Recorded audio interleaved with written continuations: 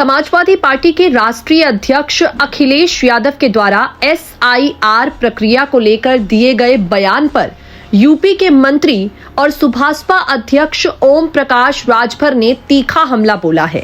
OP Rajbhar ने अखिलेश यादव के आरोपों को विरोधाभासी बताते हुए कहा, उनके बयान बार बार बदल रहे हैं और इससे जनता को गुमराह करने की कोशिश की जा रही है। पहले अखिलेश यादव दावा कर रहे थे कि उनका वोट काटा जा रहा है, अब वो कह रहे हैं भाजपा का वोट काटा जा रहा है।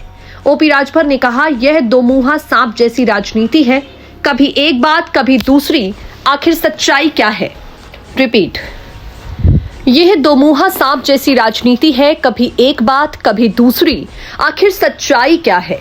ओपी राजभर ने चुनाव आयोग का बचाव करते हुए कहा, SIR प्रक्रिया पूरी तरह से संवैधानिक और कानूनी है।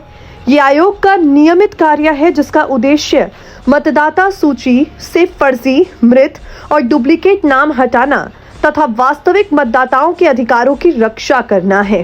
राजभर ने स्पष्ट किया, वोट किसका कटेगा और किसका नहीं, ये किसी राजनीतिक नेता के बयान से तय नहीं होता। मतदाता स्वयं जानता है कि उसका नाम सूची में है या नहीं।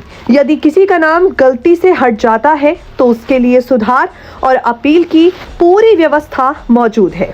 अखिलेश यादव के आरोपों का पलटवार करते हुए योगी सरकार में मंत्री ओपी राजभर ने कहा, विपक्षी दल चुनाव नजदीक आते ही हार के बहाने ढूंढने लगते हैं। कभी EVM पर सवाल उठाए जाते हैं तो कभी मतदाता सूची पर। ये जनता को भ्रमित करने की पुरानी राजनीति है। लोकतंत्र में सबसे बड़ी ताकत मतदाता होता है और उसकी निष्पक्षता पर सवाल उठाना लोकतांत्रिक व्यवस्था को कमजोर करता है। चुनाव आयोग एक स्वतंत्र संवैधानिक संस्था है और उसके काम पर अविश्वास जताना उचित नहीं है। यदि किसी को आपत्ति है तो कानूनी रास्ते खुले हैं।